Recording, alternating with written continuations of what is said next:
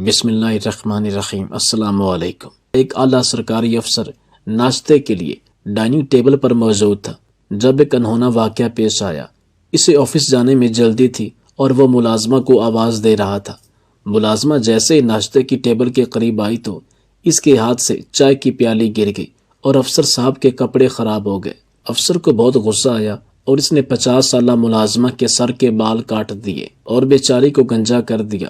ملازمہ روتی ہوئی گھر آئی تو اس کا بیٹا ماں کو دیکھ کر لرز اٹھا۔ 15 سالہ اکرم علی افسر کے گھر گیا اور اسے درخواست کی کہ میری ماں کے کٹے ہوئے بال مجھے واپس کر دیں۔ افسر صاحب لڑکے کی بات سن کر حیران ہوا، لیکن پھر اس نے اپنے ملازم سے کہا کہ اس کی ماں کے بال اس کے حوالے کر دو۔ ملازم نے اس کی ماں کے کٹے ہوئے بال ایک شاپر میں ڈالے اور پھر اکرم کے حوالے کر دیے۔ اکرم نے ان بالوں کو روتے ہوئے اور دل میں بدلے کی آگ لیے ایک صندوق میں محفوظ کیا۔ 10 سال بعد جب اکرم ملتان کا ڈی ایس پی تعینات ہوا تب اس نے پرانے صندوق میں سے ماں کے بال نکالے اور پھر آج اکرم اپنی ماں کے پاس آیا تھا اور اس سے کہنے لگا کہ ماں، میں آپ سے ایک درخواست کرنا چاہتا ہوں۔ رخسانہ اپنے بیٹے کی بات سن کر حیران ہوئی اور کہا، میرے لال کیا بات ہے؟ ماں سے تو کیا کہنا چاہ رہا ہے؟ وہ اپنی ماں سے کہنے لگا، ماں میرے امتحان قریب ہے، میں یہی چاہتا ہوں کہ ابا آپ سے لڑائی جھگڑا ختم کر دے، گھر کا ماحول ٹھیک ہو جائے، کیونکہ میرے امتحان قریب ہیں اور میں اچھی پوزیشن لینا چاہتا ہوں۔ آپ دونوں میرے والدین ہیں اور آپ کے لیے میرے دل میں احترام ہے اور میرے والد کے لیے بھی میرے دل میں کافی احترام ہے۔ بس میرے دل کی خواہش ہے کہ ایسا ماحول بن جائے کہ میں آرام سے امتحان کی تیاری کر سکوں۔ لیکن ابا صبح جھگڑا کر کے ہی گھر سے نکلتے ہیں، پھر شام کو واپس آتے ہیں، آپ سے جھگڑا شروع کر دیتے ہیں۔ یہ سن کر رخسانہ اپنے بیٹے سے کہنے لگی، اللہ تمہارے باپ کو ہدایت دے، یہ کہانی تمہاری پیدائش سے بہت پہلے کی ہے، جب سے میں اس گھر میں آئی ہوں اور یہ معاملات چل رہے ہیں اور تمہارا باپ مجھ سے لڑائی جھگڑا کر رہا ہے۔ خیر تمہیں پریشان ہونے کی ضرورت نہیں، تمہاری خاطر تو میں کسی حد تک بھی جا سکتی ہوں۔ آج تمہارا باپ جیسے ہی گھر میں آئے گا تو میں اس سے بات کروں گی۔ اکرم ماں کی بات سن کر پریشان ہو گیا۔ ماں سے کہنے لگا کہ اگر ابا نے آپ سے لڑائی شروع کی اور آپ کو مارا تو پھر اس نے اپنے بیٹے کو تسلی دی کہ ایسا کچھ نہیں ہوگا، میں اس سے لڑائی نہیں کرنا چاہتی، میں اسے سمجھاؤں گی اور امید ہے کہ وہ میری بات کو سمجھنے کی کوشش ضرور کرے گا۔ وہ اپنے بیٹے سے چھپا رہی تھی کہ اس کا باپ کیا کام کرتا ہے، صبح سے لے کر شام تک وہ کہاں رہتا ہے۔ حالانکہ ایک بار اکرم نے اپنی ماں سے پوچھا بھی تھا کہ ابا کیا کام کرتے ہیں، میں تو ابا کے کام کے متعلق کچھ جانتا بھی نہیں۔ ماں نے اپنے بیٹے سے جھوٹ بولا تھا کہ تمہارا باپ ایک فیکٹری کا سیکیورٹی گارڈ ہے، اور یہ حقیقت بھی تھی کہ اس کا باپ ایک فیکٹری میں ملازمت کرتا تھا اور کچھ عرصہ پہلے وہاں کی چوکی داری کرتا تھا، لیکن پھر چوری کرتے ہوئے پکڑا گیا، پھر اس کو نوکری سے نکال دیا گیا۔ رخسانہ جانتی تھی کہ اس کے شوہر کی جاب اس گھر کے لیے کتنی اہم ہے، خاص کر اس کے بیٹے کی تعلیم کے لیے کتنے پیسے درکار ہیں، لہٰذا وہ اپنے بیٹے کی خاطر ایک بار خود سیٹھ صاحب کے گھر گئی تھی اور اسے یہی کہا کہ ایک بار میرے شوہر کو موقع دے دیجیے، وہ دوبارہ ایسی حرکت نہیں کرے گا، اس کی نوکری بحال کر دے۔ لیکن سیٹھ صاحب نے غصے میں رخسانہ سے یہی کہا کہ اگر شوہر کی جگہ تو خود یہ کام کرنا چاہتی ہے تو آ جا، مگر میں اس منحوس کو دوبارہ جاب نہیں دوں گا۔ یہ بات خطرے سے خالی نہیں۔ رات کی تاریکی میں وہ فیکٹری سے مال چوری کرتے ہوئے پکڑا گیا تھا، اور اگر CCTV کیمرے میں تمہارے شوہر کی ریکارڈنگ موجود نہ ہوتی تو ابھی تک ہم چور کو پکڑنے میں ناکام رہتے۔ رخسانہ بیچاری بہت پریشان تھی، وہ بھی کپڑے سلائی کر کے گھر کے اخراجات پورے کر رہی تھی، لیکن چونکہ اب اس کے شوہر کی جاب ختم ہو چکی تھی لہٰذا اس کی پریشانی میں اضافہ ہوا۔ اس نے اپنے شوہر یعقوب سے یہی کہا کہ میرا نہیں تو کم از کم اپنے بیٹے کا ہی کچھ خیال کر لو، یہ ہمارا اکلوتا بیٹا ہے، وہ اس گھر کے حالات سے اچھی طرح واقف ہے، وہ پڑھنا چاہتا ہے، ہم دونوں کے لیے کچھ کرنا چاہتا ہے۔ جس پر اس نے اپنی بیوی کو جلی کٹی باتیں سنائیں اور کہا کہ میں نے تمہارے بیٹے کے کب ہاتھ باندھے ہیں کہ وہ پڑھ نہ پائے، میں مانتا ہوں مجھ سے غلطی ہوئی، لیکن اب تو وہ مجھے دوبارہ جاب پر نہیں رکھ سکتے، میں کسی دوسری جاب کی تلاش میں رہوں گا۔ رخسانہ اپنے شوہر سے کہنے لگی کہ بات جاب کی نہیں، وہ آپ کو دوبارہ بھی مل سکتی ہے، لیکن مسئلہ یہ ہے کہ آپ کا کردار اچھا نہیں، جہاں بھی آپ کام کرتے ہیں کوئی نہ کوئی ایسا کام ضرور ہو جاتا ہے جس کی وجہ سے آپ کو نوکری سے نکال دیا جاتا ہے۔ آپ کی 2 نمبری کی وجہ سے فیکٹری سے پہلے بھی آپ ایک شاپنگ مال میں جاب کرتے تھے، وہاں سے آپ کو نکال دیا گیا، پھر اس کے بعد ایک پرائیویٹ سکول کی چوکی داری آپ کے حصے میں آئی، لیکن افسوس کہ وہاں بھی آپ کی نوکری ٹک نہ سکی اور ناکام ہوئی۔ پرنسپل کو لوگوں کی اتنی شکایات موصول ہوئیں کہ اس نے آپ کو جاب سے نکال دیا۔ پھر یہ فیکٹری سے بھی آپ کی جاب جا چکی ہے۔ بس میں آپ سے یہی گزارش کرتی ہوں کہ رزق حلال کمانے کی کوشش کیجیے، ایماندار بنیے اور اپنے بیٹے کی خاطر اب یہ کام چھوڑ دیجیے۔ تمہارا بیٹا اب بھی تم سے نا واقف ہے، وہ نہیں جانتا کہ شادی شدہ ہونے کے باوجود آپ کے اجنبی عورتوں کے ساتھ تعلقات ہیں، آپ نشہ بھی کرتے ہیں۔ یہ سب کچھ آپ کا بیٹا اکرم نہیں جانتا۔ لیکن یہ باتیں کب تک چھپ سکتی ہیں؟ جب بھی اسے ان سب کا پتہ چلا تو جو رہی صحیح عزت اس کے دل میں آپ کے لیے ہے وہ بھی ہمیشہ ہمیشہ کے لیے ختم ہو جائے گی۔ یعقوب نے بیوی کے منہ سے جب یہ الفاظ سنے تو اسے بالوں سے پکڑا اور کہا کہ مجھ سے زبان چلانے کی بالکل ضرورت نہیں۔ تم لوگوں کی خاطر، اس گھر کی خاطر میں نے بہت کام کیا، اب مجھے کام کرنے کی کوئی ضرورت نہیں۔ اب تم نوکری کرو گی تاکہ تمہیں بھی پتہ چلے کہ گھر سے باہر جا کر کام کیسے کرنا پڑتا ہے، لوگوں کا آپ کے ساتھ کیسا رویہ ہوتا ہے۔ یوں گھر میں بیٹھ کر زبان چلانا سب سے آسان ہے، جو کہ میں بھی کر سکتا ہوں۔ رخسانہ شوہر کی یہ بات سن کر مایوس ہوئی۔ اسے معلوم تھا کہ اس کا شوہر یعقوب بھٹک چکا ہے، وہ حقیقت جانتا بھی ہے، لیکن ضد میں وہ اپنی بیوی کی ہاں میں ہاں نہیں ملاتا، ہمیشہ اپنی بیوی کی ہی مخالفت کرتا ہے۔ رخسانہ کو وہ دن یاد آ رہا تھا جس دن اس کی یعقوب سے شادی ہوئی تھی۔ وہ اپنے باپ کو ملامت کر رہی تھی جس نے پیسوں کی لالچ میں اپنی اکلوتی بیٹی رخسانہ کی شادی ایک نشئی سے کر دی تھی۔ رخسانہ یعقوب کے بارے میں بالکل نہیں جانتی تھی کہ وہ کیسا ہے۔ اس نے لوگوں سے سن رکھا تھا کہ یعقوب ایک نشئی ہے، اسے نشہ کرنے کی عادت ہے، اس کے علاوہ باقی بھی غیر قانونی کاموں میں ملوث ہے۔ کئی بار وہ جیل کاٹ چکا تھا، پھر آزاد ہو کر واپس آ جاتا۔ یعقوب کے گروپ والے اسے جیل سے رہا کروا دیتے تھے۔ یہ سلسلہ کافی عرصے سے جاری تھا۔ وہ جیل کے اندر 1 یا 2 راتیں گزار کر واپس آ جاتا۔ اب تو وہ جیل کا عادی ہو چکا تھا اور اس کے بقول جیل اس کا دوسرا گھر ہے۔ رخسانہ بیچاری گھر میں بیٹھی تھی جب اس کا بھائی اسے ملنے آیا۔ رخسانہ نے جیسے ہی اپنے بھائی کو دیکھا تو اپنی جگہ سے کھڑی ہوئی، مگر اس کے تیور عجیب تھے۔ رخسانہ نے اپنے بھائی سے کہا کہ بھائی خیریت تو ہے، کیا ہوا؟ جس پر وہ کہنے لگا کہ عجیب قسم کی عورت ہو تم، میں نے تم جیسی عورت نہیں دیکھی۔ محلے والے یعقوب کے بارے میں عجیب و غریب باتیں کرتے تھے، تم خود بھی اس سے واقف تھی، اور میں نے تم سے بھی کہا تھا کہ اگر تم چاہو تو اس شخص سے علیحدگی اختیار کر لو، لیکن تم یہی کہتی ہو کہ اکرم کی وجہ سے میں ایسے شخص کے ساتھ زندگی گزارنے کے لیے مجبور ہوں۔ میں اکرم کو بے گھر نہیں کرنا چاہتی۔ نشہ کرنے کے علاوہ اجنبی عورتوں کے ساتھ اس کے ناجائز تعلقات ہیں، اور یہ بات میں جانتا ہوں۔ مجھے اس بات کا یقین نہیں تھا تو میرا دوست خود مجھے اس کے پاس لے گیا، ایک ایسے اڈے پر جہاں شراب نوشی جاری تھی، اور میں نے خود اپنی آنکھوں سے یعقوب کو وہاں دیکھا تھا۔ میں وہاں تماشا نہیں کرنا چاہتا تھا، لیکن سچ پوچھو تو میرے دل میں آیا کہ میں اسے جان سے ہی مار ڈالوں، مگر تمہاری اور اکرم کی وجہ سے میں خاموش ہو گیا اور صبر کا گھونٹ پی گیا اور وہاں سے چلا آیا۔ یعقوب نے مجھے وہاں دیکھ لیا تھا، لیکن اس کی آنکھوں میں کسی قسم کا کوئی خوف نہیں تھا۔ وہ ڈھیٹ بن چکا ہے۔ میں تمہیں لینے آیا ہوں، تم میرے ساتھ چلو۔ 2 وقت کی روٹی تمہارے لیے اتنی زیادہ نہیں کہ میں تمہیں اور اکرم کو اپنے اوپر بوجھ سمجھو۔ رخسانہ اپنے بھائی کی یہ بات سن کر خاموش ہو گئی۔ تھوڑی دیر بعد اپنے آنسو صاف کرتے ہوئے بولی کہ بھائی آپ جیسا مناسب سمجھیں، آپ جیسا کہیں، مجھے آپ کے ساتھ جانے پر کوئی اعتراض نہیں، بس میں آپ پر بوجھ نہیں بننا چاہتی۔ لیکن اس کا بھائی یہی کہہ رہا تھا کہ اگر تم میرے ساتھ نہ آئی تو میں کبھی تم سے بات نہیں کروں گا، میں ناراض ہو جاؤں گا اور دوبارہ کبھی تم سے ملوں گا بھی نہیں۔ رخسانہ نے اپنے بھائی کے لیے چائے بنائی اور کہا اکرم سکول گیا ہے اور جیسے ہی واپس لوٹے گا تو میں آپ کے ساتھ جانے کے لیے تیار ہوں۔ سچ پوچھیں تو میں بھی اپنے شوہر کے کردار سے اچھی طرح واقف ہوں، میں جانتی ہوں یہ کن کاموں میں ہے، لیکن صبر کا گھونٹ پی لیا، یہ سوچتے ہوئے کہ اکرم ابھی پڑھ رہا ہے، کل کو یہ بڑا ہو جائے گا تو میرا سہارا بنے گا اور اپنے باپ کو بھی سمجھائے گا۔ بچہ پڑھائی میں بھی کافی لائق ہے، اس لیے اس کو پڑھانے کے لیے دن رات میں محنت کر رہی ہوں۔ اکرم جیسے اسکول سے واپس آیا تو اس نے دیکھا کہ ماموں گھر میں آئے ہوئے ہیں۔ اس نے اپنے ماموں کو سلام کیا اور اس کے بعد ماموں نے کہا کہ بیٹا چلو ہمارے گھر۔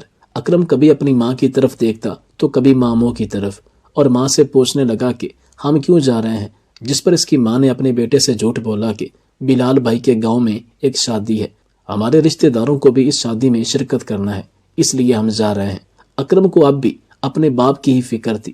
وہ اپنی ماں سے کہنے لگا کہ ابا کا کیا ہوگا، اسے کھانا کون دے گا؟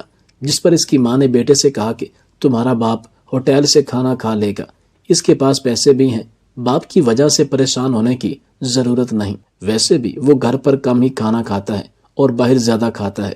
بلال اپنی بہن اور بھانجے کو اپنے ساتھ لے کر چلا گیا۔ بلال کی بیوی نے جیسے ہی اس کی بہن اور بھانجے کو دیکھا تو شوہر سے اکیلے میں کہا کہ یہ آپ نے کیا کیا؟ میں تو آپ کو عقل مند سمجھتی تھی، لیکن آپ تو بالکل بے وقوف ہیں۔ شوہر نے پوچھا کہ ایسی باتیں کیوں کر رہی ہو؟ کیا ہمارے حالات سے آپ واقف نہیں؟ ہم ماں بیٹے کی کفالت کیسے کر سکتے ہیں؟ جس پر بلال نے اپنی بیوی سے کہا کہ بکواس بند کرو، آئندہ مجھ سے زبان چلانے کی ضرورت نہیں۔ اگر میری بہن کا میرے گھر میں رہنا تمہیں پسند نہیں اور یہ بات تم سے برداشت نہیں ہوتی تو تم یہاں سے جا سکتی ہو، اپنے گھر، اپنے بھائی کے گھر۔ بلال کے تیور دیکھ کر اس کی بیوی خاموش ہو گئی، لیکن دل ہی دل میں وہ جل رہی تھی۔ رخسانہ سے نہ اس نے بات کی، نہ ہی رخسانہ کے بیٹے سے کسی قسم کی بات کی۔ وہ ان کو بوجھ سمجھتی تھی اور ان کے آنے پر یہ سوچنا شروع کیا کہ کس طرح ماں بیٹے کو گھر سے نکالا جائے۔ ادھر یعقوب جیسے ہی گھر میں داخل ہوا تو اس نے دیکھا کہ رخسانہ اور اس کا بیٹا گھر میں موجود نہیں تھا۔ وہ کافی دیر تک انتظار کرتا رہا، یہی سوچتے ہوئے کہ وہ بازار گئی ہوگی کوئی سودا لینے اور بیٹا بھی اس کے ساتھ چلا گیا ہوگا۔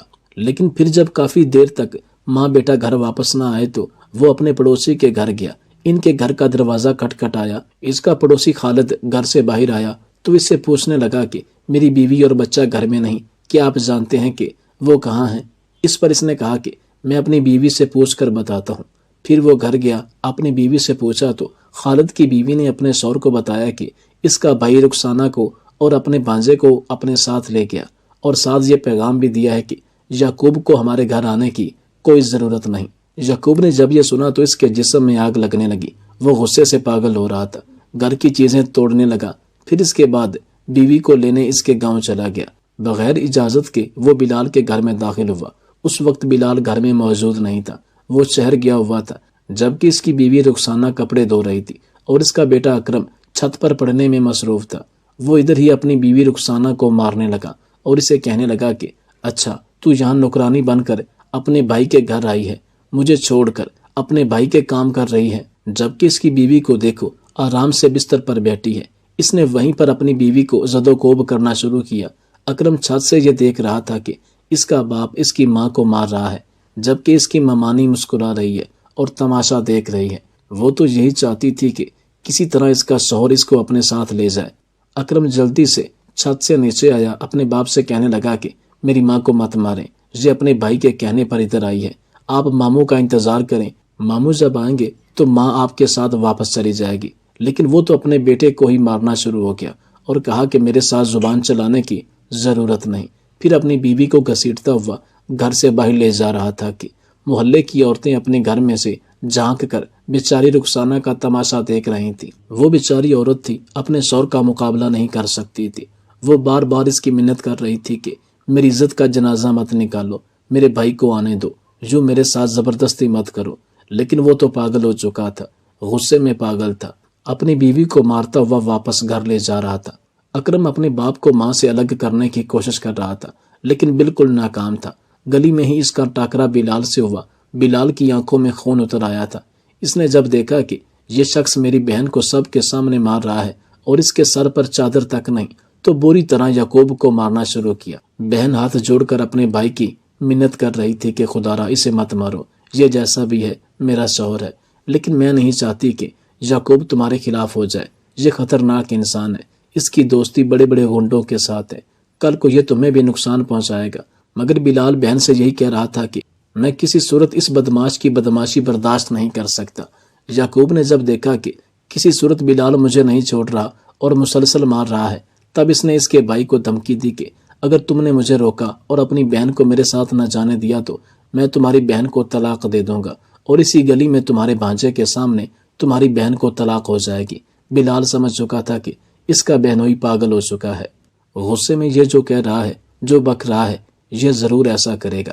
بلال خاموشی سے اپنی جگہ پر کھڑا رہا اور یعقوب اپنی بیوی رخسانہ کو اپنے ساتھ لے گیا اور واپس چلا گیا۔ اکرم بھی اپنی ماں کے ساتھ گھر واپس آ گیا۔ بلال کی بیوی دروازے سے جھانک رہی تھی۔ وہ دل ہی دل میں بہت خوش تھی کہ اس عورت سے جان چھوٹی اور اس کے بیٹے سے بھی۔ لیکن اس کا شوہر جیسے گھر میں داخل ہوا تو اپنے شوہر کے ساتھ ڈرامے کرنے لگی اور کہنے لگی کہ یعقوب ایک جاہل انسان ہے۔ بیچاری رخسانہ کی قسمت پھوٹی جو یعقوب کے حصے میں آئی اور اس کی شادی یعقوب جیسے شخص کے ساتھ ہوئی۔ آپ کو میں مشورہ دوں گی کہ آپ پولیس اسٹیشن جائیں اور اس شخص کو جیل میں قید کروائیں، ورنہ یہ آپ کی بہن کو مار ڈالے گا۔ بلال نے اپنی بیوی سے کہا کہ دل تو میرا بھی یہی چاہتا ہے، لیکن مجبور ہوں۔ بہن کی مجبوری دیکھ کر خاموش ہو جاتا ہوں۔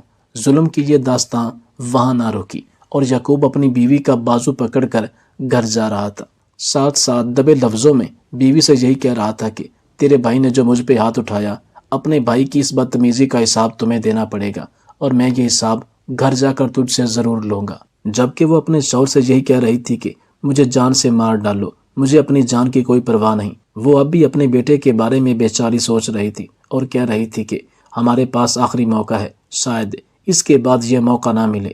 اکرم پڑھائی میں اچھا ہے، اس کی پڑھائی کے لیے آپ کو بھی قربانی دینی پڑے گی، اور میں بھی اپنے بیٹے کی خاطر آپ کا ہر ظلم سہنے کو تیار ہوں۔ گھر جا کر اس نے بیچاری رخسانہ کو بہت مارا۔ وہ اسے چارپائی کے ساتھ باندھ کر مارتا رہا، پھر جب مار مار کر تھک گیا تب گھر سے چلا گیا۔ اکرم اپنی ماں کو دیکھ رہا تھا اور رو رہا تھا۔ اس نے اپنی ماں کو چارپائی سے الگ کیا اور اس سے کہنے لگا کہ ماں، آپ واپس اپنے بھائی کے ساتھ ہی رہتی، ماموں آپ کو تکلیف میں نہیں دیکھ سکتے تھے۔ رخسانہ نے اپنے بیٹے کو نصیحت کی کہ بیٹا، دل لگا کر پڑھو، میری پرواہ مت کرو، میں اپنی زندگی گزار چکی ہوں، لیکن تم نے ابھی بہت جینا ہے، خوب دل لگا کر پڑھنا۔ شام ہوئی تو یعقوب واپس گھر آیا، اپنی بیوی سے کہنے لگا، میں نے کہا تھا تمہارے لیے نوکری کا بندوبست کروں گا، دیکھو میں نے ہمارے لیے نوکری تلاش کر لی، لیکن تمہاری کتنی اچھی قسمت ہے، تمہیں نوکری ملی اور مجھے ابھی تک کوئی نوکری نہ مل سکی۔ اب کوئی ڈرامے بازی اور بہانہ مت کرنا کہ میری طبیعت خراب ہے، میں یہ نوکری نہیں کر سکتی۔ رخسانہ اپنے شوہر سے پوچھنے لگی کہ کہاں کام ہے، ذرا مجھے بتائیں تو صحیح، مجھے کیا کرنا ہوگا۔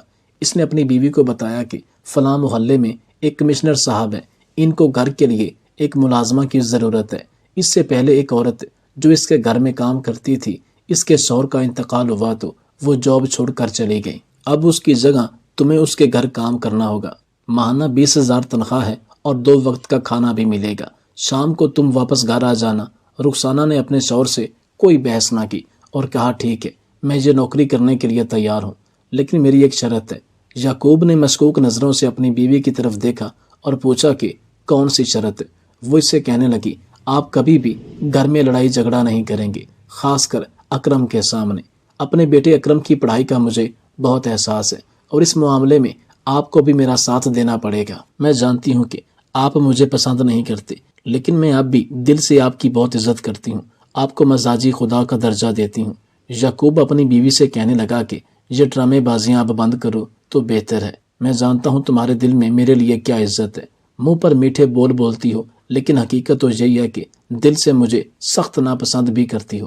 لیکن یہ حقیقت ہے کہ مجھے بھی تمہارے پیار یا محبت کی کوئی ضرورت نہیں، میں چاہتا ہوں بس تم نوکری کرو اور تمہارے ذریعے سے 4 پیسے اس گھر میں آ جائیں، بس میرے لیے یہی کافی ہے۔ کل تیار رہنا، صبح ہم کمشنر صاحب کے گھر جائیں گے، میں تمہیں گھر کے دروازے پر چھوڑ کر آؤں گا، اچھی طرح گھر دیکھ لینا اور اپنی نوکری کو سمجھ لینا کہ وہاں تمہیں کون سا کام کرنا ہے۔ مزید کمشنر کی بیوی بھی تمہیں اچھی طرح سمجھا دے گی۔ دوسرے دن یعقوب نے اپنی بیوی کو بائک پر بٹھایا اور کمشنر کے گھر کے دروازے پر چھوڑ کر آیا۔ وہاں ایک ملازمہ پہلے سے ہی اس کے انتظار میں تھی۔ اس نے رخسانہ کو سب بتایا اور یہ بھی بتایا کہ صاحب غصے کے بہت زیادہ تیز ہیں، لہٰذا کوشش کرنا کہ صاحب کو کسی قسم کی شکایت کا موقع نہ ملے۔ اگر انہیں تمہارا کام پسند آیا تو آنے والے وقت میں تمہاری تنخواہ ڈبل ہو جائے گی اور وہ تمہیں کافی خوش کریں گے۔ رخسانہ نے اس ملازمہ سے یہی کہا کہ میری طرف سے صاحب اور ان کی بیوی کو کسی قسم کی شکایت کا موقع نہیں ملے گا، یہ میرا آپ لوگوں سے وعدہ ہے۔ رخسانہ بیچاری وہاں سارا دن کپڑے دھوتی، گھر کی صفائی کرتی، اس کے علاوہ باورچی خانے میں بھی ان کے لیے چائے بناتی، لیکن کھانا پکانے کے لیے ان کا ایک الگ باورچی تھا۔ 20,000 تنخواہ کی بات ہوئی تھی، لیکن مہینے کے آخر میں اسے 15,000 دیا گیا اور الٹا ان پر احسان بھی لگایا گیا کہ تمہارا کام اتنا زیادہ نہیں۔ حالانکہ باورچی نے ایک بار رخسانہ سے خود کہا تھا کہ بہن، تمہارے آنے سے پہلے یہاں 3 ملازم تھے، صفائی کرنے والا الگ ملازم تھا، جبکہ کپڑے دھونے والی ایک الگ ملازمہ، لیکن تم سے 2-3 لوگوں کا کام لیا جا رہا ہے۔ لیکن تمہاری ہمت ہے، میں تمہاری ہمت کی داد دیتا ہوں کہ خاموشی سے سارے کام کر رہی ہو۔ ادھر یعقوب نے جب دیکھا کہ اس کی بیوی کی نوکری لگ چکی ہے، لہٰذا وہ سارا دن گھر میں پڑا رہتا، اپنے آوارہ دوستوں کو گھر میں ہی بلا لیتا، اور سب سے بڑا ظلم یہ تھا کہ اپنے بیٹے اکرم سے کہتا کہ میرے دوستوں کے لیے چائے بنا کر لاؤ۔ اکرم اپنے باپ کے سامنے ہاتھ جوڑ کر کہتا کہ خدارا مجھ پر رحم کرے، میرے امتحانات قریب ہیں اور میں پڑھنا چاہتا ہوں۔ لیکن پڑھائی کے نام سے ہی اسے نفرت تھی، اس کے باپ کو چڑ تھی۔ الٹا اکرم سے یہی کہتا کہ تمہارے باپ نے سکول جا کر کون سا تیر مار لیا، جو تو پڑھنا چاہتا ہے تو بھی اپنے باپ کی طرح ایسے ہی آوارہ بنے گا، اور کچھ عرصہ بعد بڑے آدمی بننے کا بھوت تمہارے سر سے اتر جائے گا۔ باپ کی یہ بات سن کر اکرم کو کافی تکلیف ہوتی تھی، لیکن وہ صبر کر لیتا، وہ پہلے سے بھی زیادہ محنت کرتا۔ کمشنر صاحب ناشتے کی ٹیبل پر بیٹھے باورچی کو آواز دے رہے تھے، بار بار کہہ رہے تھے کہ ناشتہ جلدی لے کر آؤ، مجھے آفس سے دیر ہو رہی ہے۔ باورچی جلدی سے ناشتہ لے کر آیا۔ رخسانہ صاحب کے لیے چائے بنا کر اس کے پاس آئی تو غلطی سے چائے کی پیالی کمشنر صاحب کے کپڑوں پر گر گئی۔ وہ جلدی سے اپنی جگہ سے اٹھا، ایک زوردار تھپڑ رخسانہ کے چہرے پر مارا اور اسے کہنے لگا کہ اندھی ہو کیا، دیکھ نہیں سکتی؟ جس پر رخسانہ نے ہاتھ جوڑ کر معافی مانگی اور کہا صاحب مجھے معاف کر دیجیے، غلطی ہوگی، دوبارہ ایسی غلطی نہیں ہوگی۔ کمشنر صاحب نے اسے کہا کہ میری عدالت میں ہر غلطی کی ایک سزا ہے اور تجھے یہ سزا ضرور ملے گی۔ باورچی کمشنر سے اچھی طرح واقف تھا کہ کمشنر غصے کا کتنا تیز ہے اور ظالم شخص ہے۔ وہ کمشنر کے سامنے آیا، اس سے کہنے لگا صاحب معاف کر دیجیے بیچاری کو، یہ نہیں ہے، میں اسے سب سمجھا دوں گا، دوبارہ اس سے یہ غلطی نہیں ہوگی۔ مگر وہ باورچی پر غصہ کرنے لگا کہ بکواس کرنے کی کوئی ضرورت نہیں، میں جانتا ہوں کہ مجھے کیا کرنا ہے۔ اس نے اپنے ملازم سے کہا کہ جلدی سے ایک کینچی لے کر آؤ۔ اس نے بیچاری رخسانہ کو بالوں سے پکڑا اور کینچی سے اس کے بال کاٹنے شروع کیے، پھر اسے مکمل طور پر بالوں سے محروم کر دیا۔ کمشنر کی بیوی چپ چاپ یہ تماشا دیکھ رہی تھی۔ اس نے اپنے شوہر کو بالکل منع نہ کیا، جبکہ باورچی بیچارہ مجبور تھا۔ وہ اپنی نوکری کے لیے خاموش رہا، ورنہ اسے نوکری سے نکال دیا جاتا۔ رخسانہ کے بال کاٹ کے اسے گنجا کر کے اسے گھر بھیج دیا اور کہا کہ اب دوبارہ یہاں آنے کی ضرورت نہیں، میں کسی دوسری ملازمہ کا بندوبست کر لوں گا۔